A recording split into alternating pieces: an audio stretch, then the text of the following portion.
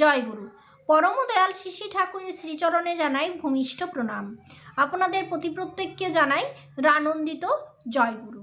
আজ ইষ্ট প্রসঙ্গে আমরা আলোচনা করব যে বিপদের মুহূর্তে আমরা খুব ঘাবড়ে যাই, আর বিপদের মুহূর্তে আমরা নিজেরা নার্ভাস হয়ে খুব কান্নাকাটি শুরু করি। আপনারাই বলুন, যদি আমরা ঘাবড়ে যাই কিংবা কান্নাকাটি শুরু করি তাহলে কি আমরা সঠিক সিদ্ধান্ত নিতে পারবো? আর বিপদের সময় ভয়ঙ্কর মুহূর্তে যদি আমরা সঠিক সিদ্ধান্ত না নিই তাহলে এর থেকে আমরা বেরিয়ে আসবো কিভাবে? আজকে এটাই আমরা আলোচনা করব। আর সবথেকে বড় কথা, বর্তমান আচার্যদেব আমাদের যেভাবে নির্দেশ করছেন সেইভাবেই কিন্তু আমাদের চলতে হবে। যদিও আমাদের এই প্রার্থনা খুব গুরুত্বপূর্ণ, আমরা যে পরম দয়ালের কাছে বসে নিবেদন করি, প্রার্থনা করি, বিপদের সময় ঠাকুরকে ডাকি, এটা খুব গুরুত্বপূর্ণ। তো এই প্রার্থনা কি পরম দয়াল শ্রী শ্রী ঠাকুর আদৌ শুনতে পান? তো কেমনভাবে প্রার্থনা করলে পরম দয়াল আমাদের কথা নিজে মঞ্জুর করেন? আজকে এই প্রসঙ্গে আমাদের আলোচনা। আসামের গৌহাটি থেকে এসেছেন একজন মা। আচার্যদেবকে দর্শন প্রণাম করা হয়ে গেলে নিজেকে আর সামলে উঠতে পারলেন না। সেখানেই বসে অঝরে কাঁদতে লাগলেন। জানা গেল তার 22 বছর বয়সী মেয়ের হাটে ফুটো আছে। কখন কি হবে বলা যায় না। ডাক্তার বলেছেন অপারেশন করতে হবে। পরিবেশ কিছুক্ষণের জন্য থমথমে হয়ে পড়ে। আচার্যদেব সব শুনে সান্ত্বনার সুরে সেই মাকে বললেন, তুমি এই যে কাঁদছো, তার মানে তুমি ভয় পাচ্ছ। তোমার সন্তান তোমার এই চোখের জলটা দেখে ভাববে আমি বুঝি মারা যাব। তার মানে আমার হয়ে যে যুদ্ধে নামবে সে যদি আগের থেকেই হেরে যায়, কান্নাকাটি শুরু করে, তাহলে আমার মনোবলটা কোথায় গিয়ে দাঁড়াবে? আমার যদি প্রতিপলে মনে হয় আমি মারা যাব, তাহলে আমার যেটা বাঁচার আকুতি সেটা কখনো থাকবে? মরার আগেই তো তাহলে আমি মারা যাব। তুমি মা হয়ে জানো না কিভাবে যুদ্ধ করতে হয়? এক মায়ের প্রার্থনা কেমন হলে ঠাকুর সেই প্রার্থনা মঞ্জুর করেন? আচার্যদেব সেটাই আমাদের ভাগিয়ে সুন্দরভাবে স্পষ্ট করে বুঝিয়ে দিলেন। তোমার লড়াই করার ক্ষমতা নেই, আচার্যদেব বলছেন। তুমি যে বসে কাঁদছো, যার জন্য যুদ্ধে নেমেছ, তার কতটা ভয় সংশয় বিপদ বাড়িয়ে তুলেছ তুমি জানো? এইভাবেই দুর্বল মন নিয়ে তুমি যুদ্ধ করবে। তোমার ইচ্ছা যদি থাকে তবে ও বেঁচে যাবে। তোমার ইচ্ছা তোমার প্রার্থনায় কাজ করবে। মায়েরা যা ইচ্ছা করেন ঈশ্বর সেই প্রার্থনায় শোনেন। ঠাকুরের কাছে কখনো এই প্রার্থনা করবে না যে আমার মেয়েকে বাঁচিয়ে দাও।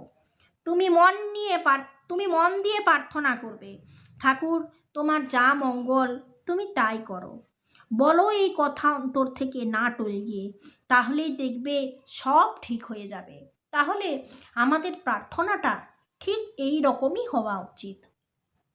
মা যদি ভালোবেসে সন্তানের জন্য প্রার্থনা করে, সব রক্ষা কবচের ঊর্ধ্বে তা। বোঝা গেল? বর্তমান আচার্যদেব অ্যাকচুয়ালি কি বললেন, যে মা যদি সন্তানের জন্য প্রার্থনা করে, সব রক্ষা কবচের ঊর্ধ্বে তা। মাটির কান্নার বেগ কমে আসে। গভীর মনোযোগের সহিত শুনতে থাকেন আচার্যদেবের বাস্তবধর্মী কথাগুলি। তিনি বলেছেন, আমার সাথে এই রকম কয়েকবার হয়েছে। আমাকে বলা হতো আমার নাকি কাল সর্প দোষ আছে। এমনও হয়েছে আমার ঘরে সাপ, আমি নাম করছি, সিঁড়ি দিয়ে নামছি, একটা কালো ভয়ানক বিষধর সাপ পড়ে আছে। একটু অসাবধানতায় পা দিলেই আমাকে ছোবল মারত। বাথরুমের ভিতরে সাপ ফনা তুলে আছে, আমি স্থির হয়ে নাম করছি। এখন যদি নাম করতে করতে বারবার ভাবতাম এই বুঝি সাপ আমায় ছোবল মারল, বারবার ভাবতাম তাহলে এই বুঝি আমি মরলাম, আমি বুঝি আর বাঁচবো না, আমার আর বাঁচার আশা নেই, তাহলে সাপ আমাকে এমনি এসে ছোবল মারতো। তুমি মা, তুমি প্রার্থনা করো। বললাম যে মায়ের প্রার্থনা তিনি মঞ্জুর করেন। আচার্যদেব গভীর প্রত্যয়দীপ্ত কথাগুলি সেই মায়ের মনে আশার সঞ্চার করে। এতদিন যেখানে ভয়ের একমুখী ভাবই ছিল, আজ সেখানে রুখে দাঁড়ানোর প্রতিজ্ঞায় বুক বাঁধেন। দুই হাত দিয়ে চোখের জল মুছে নেন মাটি, যেন প্রবল প্রত্যয়ে যুদ্ধ করার সংকল্প নেন।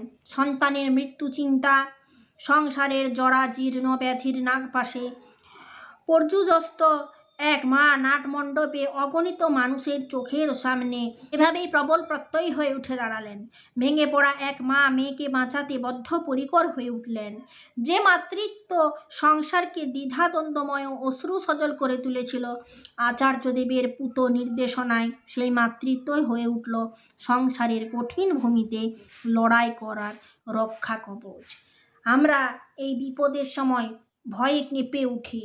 আমাদের মন তখন বিশ্বাস করতে চায় না ঠাকুরকে, এবং গভীরভাবে চিন্তা করতে থাকি যে সত্যি ঠাকুরের কাছ থেকে আমার আর কি পাওয়ার আছে। কিন্তু এত কম সময়ের মধ্যে ঠাকুরের প্রতি বা বিশ্বাস হারাবো কেন? আমি আপনাদের একটা ঘটনা শোনাই। ঘটনাটা হয়তো শুনে আপনার মনে হবে যে সত্যি একটা সামান্য প্রণামীতে কি করে এরকমটা হতে পারে। এই সেদিনের ঘটনা, আমার মা হঠাৎ করে অসুস্থ হয়ে যান। তো একটা পজিটিভ প্রার্থনা, একটা পজিটিভ প্রণামী কিভাবে আপনাকে হেল্প করবে। হঠাৎ করে দেখলাম মানুষটা খুব অসুস্থ, তো বুঝতে পারছি না কি হয়েছে। তখন আমাদের এমনিতেই অভ্যাস কোথাও বিপদ শুনলে আগে ঠাকুর প্রণামী করার। তারপর গিয়ে দেখি সত্যি মা অসুস্থ, তাকে শীঘ্রই হসপিটালাইজড করতে হবে। তো আমার কাছে হঠাৎ ফোন আসে যে মা অসুস্থ। তখনও আমি মাকে চোখে দেখিনি, জাস্ট আমার যেতে কিছুক্ষণ সময় লাগবে। তো বাড়ি থেকে বেরোনোর পূর্বে আমি ঠাকুরের কাছে ইষ্টভীতি করে, তখন বাজে রাত 3:30, ঠাকুরের কাছে ইষ্টভীতি না করে তো বের হব না, তাই ঠাকুরের কাছে ইষ্টভীতি করেছি। আর ইষ্টভীতি করার পর আমি ঠাকুরকে প্রণামী করতে করতে প্রার্থনা করছি, ঠাকুর তুমি আমার সাথে আছো, আর তুমি এই প্রণামী গ্রহণ করো ঠাকুর। আমি জানি আমার মা সুস্থ আছে, আমি ভালো আছি, আমার মাও ভালো আছে, আর তার জন্য যা মঙ্গল তুমি তাই করবে। এইভাবে প্রণামী করে মনের জোরের সাথে মাকে নিয়ে চলে গেলাম হসপিটাল। আর কিছুক্ষণের মধ্যে জানতে পারলাম যে মা সুস্থ আছে এবং তার ট্রিটমেন্ট চলছে। 2 দিন পর বাড়ি নিয়ে এলাম। ঠাকুরকে বললাম যে ঠাকুরকে বলে গেলাম, ঠাকুর আমি মাকে নিয়ে এসে সৎসঙ্গের আয়োজন করব। আর এখন এইবার ভেবেছি সত্যি সত্যি সৎসঙ্গের একটা আয়োজন করব। আপনারা জানেন কি, ঠাকুরের কাছে এইভাবে প্রণামী করলে, পজিটিভ হয়ে প্রণামী করলে সত্যি সত্যি আপনার জন্য যা হবে তা ভালো হবে। তাই আপনাকে সেই সময় ঠাকুর কিছু হিন্টস দিবেন, সেই হিন্টসটাই আপনাকে গ্রহণ করতে হবে, সুযোগ দেবেন। আপনার সেই বিপদ থেকে আপনাকে বাঁচার জন্য সুযোগ দেবেন, সেটা ঠাকুর দেবেন। তো আমি ঠাকুরের মানুষ আর ঠাকুরকে ভালোবাসি, তাই তার দেওয়া প্রত্যেকটা সুযোগ আমি বুঝে নিতে পারবো যে ঠাকুর এখন কি চাইছেন আর আমার এই মুহূর্তে কি করা উচিত। অন্য লোক বুঝতে পারবে না, আপনি ঠিক বুঝতে পারবেন। তাই যখন বিপদ হবে, আপনাদের আমি একটা জিনিস শিখিয়ে দিই, আপনারা ঠাকুরের কাছে পজিটিভ হয়ে ঠাকুরের কাছে প্রার্থনা করুন, আর ঠাকুরের কাছে প্রণামী করুন পজিটিভ হয়ে। এবং লাস্ট টাইম আপনি ঠাকুরের কাছে একটাই প্রার্থনা করুন যে ঠাকুর তোমার ইচ্ছা, এই ব্যাপারে তোমার যা ইচ্ছা তুমি তাই করো। এরকমভাবে ঠাকুরের ইচ্ছাটাকে নিয়ে কাজ করুন। আপনার নিজের ইচ্ছা ঠাকুরের ওপর চাপাবেন না, আরোপ করবেন না ঠাকুরের উপরে। ঠাকুর যেটা মনে করবে সেটাকে আপনাকে মেনে নিতে হয়। আপনার যদি মনে হয় যে এই জন্য তার জান যাই যাবে, তোর ঠাকুরের তাই ইচ্ছা। আর যদি মনে হয় ঠাকুর রাখলেন তো আর তাতেই আমার ভালো, কিন্তু যেটা হবে আপনার জন্য জানবেন ভালো হবে। তাই যখন ভয়ানক পরিস্থিতি হবে, যখন আপনি বিপদে পড়ে যাবেন, তখন আপনার প্রার্থনা কেমন হবে, প্রণামী কেমন হবে। আজকে আমার এই 2-3 দিন আগেকার ঘটে যাওয়া ঘটনার সাথে আমি শেয়ার করলাম। আমি কিন্তু ঠাকুরের কাছে এইরকমই প্রার্থনা করেছিলাম যে ঠাকুর আমার মা ভালো আছে, সুস্থ আছে, আর আমার ঠাকুর আমাকে ঠিক রেখেছেন। সত্যিই ঠাকুর প্রাণ ধরে রেখেছিলেন, আর সুন্দরভাবে আমি সেই বিপদ থেকে বেরিয়ে এসেছি। আর তখন জানি না এমন সুন্দরভাবে আমার মাথাটা কাজ করছিল, কেবলমাত্র মনে হয় ঠাকুর আমাকে এইভাবেই বুঝাচ্ছিলেন আর এইভাবেই জানাচ্ছিলেন। তাই সাধারণ মানুষ এগুলো পারে না। একমাত্র যিনি ঠাকুরের কাছের এবং যিনি ঠাকুরকে ভালোবাসেন তিনিই ঠাকুর, তাকেই ঠাকুর কিন্তু এগুলো দিয়ে থাকেন। ঠাকুর নেই আর ঠাকুরের অস্তিত্ব নেই আর ঠাকুরে কিছু হয় না, এই কথাগুলো শুধু শুধু শুনবেন না। আর অযথা তার উপর বিশ্বাস যাতে টলে না যায়, এ ভুল যাতে না হয় সেটা চেষ্টা করবেন। তাই আপনাদের আমি এই সত্য ঘটনাটা আপনাদের আমি জানালাম। যেহেতু আমার নিজের সঙ্গে 3-4 দিন আগে এরকম একটা ঘটনা ঘটেছে, কিন্তু আমি কেমন পারাপার হয়ে গেছি। ঠাকুর আছেন আর পারাপার হব না, এটা ভুল কথা। ঠাকুর থাকলে পারাপার হবই। আর প্রণামের সময় শুধু বলুন, ঠাকুর তুমি আমার সঙ্গে থাকো। ঠাকুর আপনার সিংহাসনে নেই, ঠাকুর আপনার মন্দিরে নেই, ঠাকুর দেওঘরে নেই, ঠাকুর আপনার সাথে আছেন।